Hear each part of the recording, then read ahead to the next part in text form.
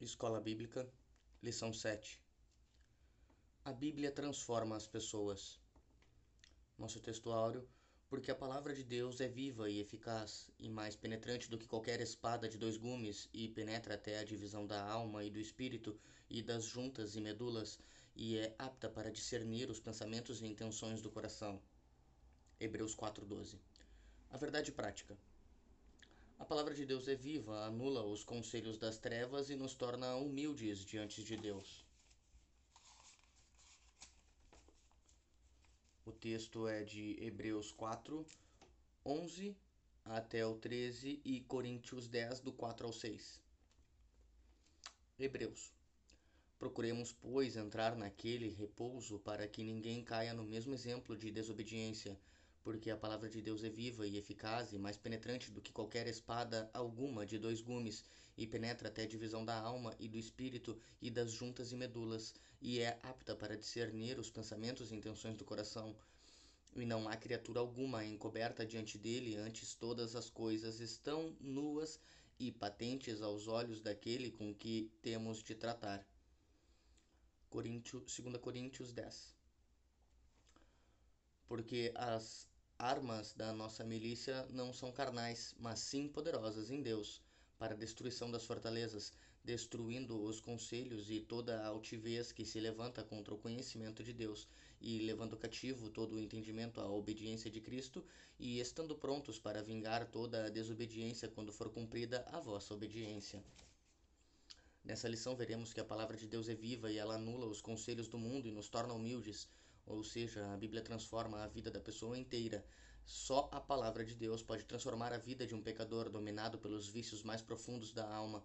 Por isso, quando falamos que leitura da Bíblia, interpretação e aplicação, falamos de algo que determinará o futuro eterno de uma pessoa. A Bíblia é de origem divina, seu autor é o único Deus vivo e verdadeiro. Por isso, sua mensagem transforma o nosso entendimento e nos faz compreender a boa, agradável e perfeita vontade de Deus. Nessa lição, veremos que a Bíblia é viva e eficaz, transpassa o interior do ser humano, tal qual uma espada, anula os conselhos do mundo e nos capacita a viver em humildade diante de Deus. Os israelitas não entraram em Canaã por negligenciar a palavra de Deus. Hebreus 4:6. O autor aos Hebreus faz um alerta para os cristãos não cometerem o mesmo erro. Nesse propósito, ele lembra de que a palavra de Deus é viva, pois o Deus da palavra é um Deus vivo. Portanto, ela deve ser obedecida a fim de evitar o juízo e a morte. Não se trata de ensino obsoleto. Ao contrário, a palavra de Deus vive e permanece viva porque o Altíssimo vive desde a eternidade. Por essas razões, a palavra é igualmente eficaz, isto é, opera a vontade de Deus, jamais volta vazia e sempre realiza o seu propósito. O texto sagrado descreve as Escrituras como mais penetrante do que qualquer espada de dois gumes. O uso figurado da espada de dois gumes simboliza que a palavra de Deus é tão bem afiada que nada existe que ela não possa transpassar. Nenhuma resistência humana consegue impedir a ação da espada do espírito. Assim, a palavra penetra até a divisão da alma e do espírito e das juntas e medulas. Significa que ela atinge o âmago de nosso interior, examina os segredos obscuros e revela o nosso verdadeiro caráter, ainda expõe os desejos de nossa alma e os conflitos entre o nosso espírito e a carne. A mensagem bíblica também é apta para discernir os pensamentos e as intenções do coração. Nada está imune ao discernimento da palavra.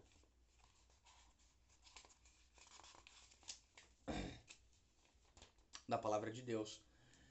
Até nossos pensamentos mais íntimos e nossas motivações mais espúrias são desvendadas, os pecados escondidos são revelados, a hipocrisia, a rebeldia são desmascaradas. Coisa alguma pode ser escondida de Deus, toda a verdade é exposta aos olhos daquele com quem temos de tratar. Portanto, se nosso coração se render à palavra, seremos salvos. Porém, se o endurecermos, tal qual os israelitas no deserto, a palavra nos julgará e por fim nos condenará. A palavra de Deus é viva, eficaz e apta para discernir o interior do ser humano. Aqui é bem simples, a palavra de Deus, a gente pode ter ela como única verdade exatamente por isso, porque ela nos confronta e ela faz com que a gente veja as nossas piores facetas, o que há de pior na gente, a gente vai enxergar somente à luz da palavra. Eu posso pegar um pedaço de madeira e olhar para ele, olha, essa madeira aqui está reta. Ela é a madeira mais reta que eu já vi na minha vida. Não tem como eu imaginar que ela seja mais reta. Mas tu só vai saber o quão reta ela é quando colocar ela ao lado de uma régua, que realmente é reta. Então, assim é a palavra de Deus para com nós. A gente pode olhar para si e pensar: ah, eu não sou dos piores, eu não faço isso, eu não faço aquilo igual fulano, ciclano, eu sou uma boa pessoa, eu nunca fiz isso, eu nunca fiz aquilo. Eu posso até achar que eu sou polido, se eu posso não ser perfeito, mas se der uma polidinha aqui, der uma polidinha ali, assim eu consigo entrar no céu. Ledo engano, ledo engano. É aí que a gente se engana. Porque quando tu coloca a tua vida sobre a régua reta, que é a vida de Cristo, sobre a palavra, que é a nossa régua reta, aí tu vê o quão torto tu é. Por mais que tu não tenha feito isso ou aquilo, ou que seja polido, ou que faça assim, ou que seja certinho, ninguém. Pois todos pecaram e destituídos estão da glória de Deus. Não há um justo, nenhum sequer. Nunca tire isso da cabeça. Prosseguindo. As armas da nossa milícia. Paulo esclarece aos coríntios que as armas da nossa milícia não são carnais. Isso porque nossa luta é de ordem espiritual, portanto não usamos os métodos humanos, tais como subterfúgios, conchavos, ameaças, calúnias e ou difamações. Nosso poderio de ataque não é carnal. Nossas armas são poderosas em Deus. O conselho bíblico é tomar toda a armadura de Deus, a verdade, a justiça, o evangelho, a fé, a salvação, a espada do Espírito e a oração perseverante. A Bíblia afirma que o mundo jaz no maligno. O líder das forças do mal é o demônio, o diabo. Por meio do espírito do erro, ele trabalha contra o reino de Deus. Para tanto, se opõe aos valores cristãos, dissemina o ódio e o desrespeito à vida, a corrupção e a imoralidade, dentre outros males. Contudo, o poder de Deus é capaz de destruir todas as fortalezas do diabo. A palavra de Deus anula o mal com graça e poder e liberta as almas da prisão espiritual. A Escritura diz que o poder de Deus também destrói os conselhos. A Bíblia, na sua versão Nova Almeida atualizada, traduz como raciocínios falaciosos. São premissas falsas usadas para afastar as pessoas da verdade. Se aplica às ideologias anticristãs, entre elas o ateísmo, relativismo, secularismo, marxismo, aqui, marxismo em épocas de eleição, as heresias que contradizem a mensagem da cruz. O método cristão para anular esses sofismas é a persuasão por meio da verdade da palavra de Deus. O poder do Altíssimo igualmente aniquila toda a altivez que se levanta contra o conhecimento de Deus. A altivez se refere a toda conduta que serve de oposição para a fé em Deus. Aqui está incluso, entre outros, a rebeldia, o orgulho, a jactância, as demais vaidades humanas. Satanás é quem atua na mente das pessoas e as mantém afastadas de Deus. Porém, pela pregação da palavra de Deus, o sistema soberbo do mundo é subjugado aos ensinos de Cristo. Nossas armas são poderosas em Deus para derrubar as fortalezas do diabo, os falsos argumentos e toda a altivez humana.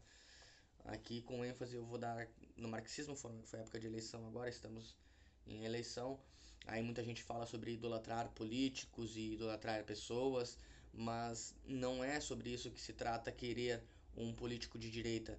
O que se trata para um cristão querer um político de direita é porque a esquerda é anticristã. E é só ver o que acontece nos países por aí que você vai ver igrejas queimadas, padres e pastores perseguidos, cristãos mortos, degolados, eletrocutados e afins.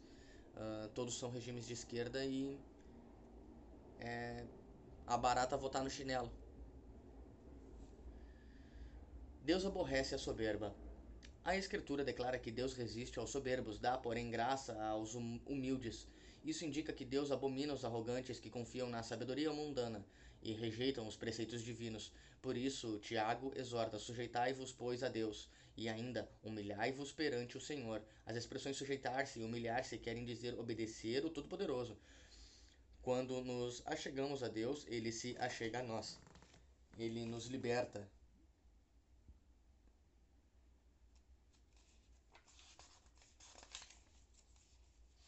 da sabedoria terrena, animal e diabólica, e nos agracia com a verdadeira sabedoria que vem do alto. Em vista disso, a bênção plena de Deus é concedida aos humildes que são transformados pela palavra do Altíssimo.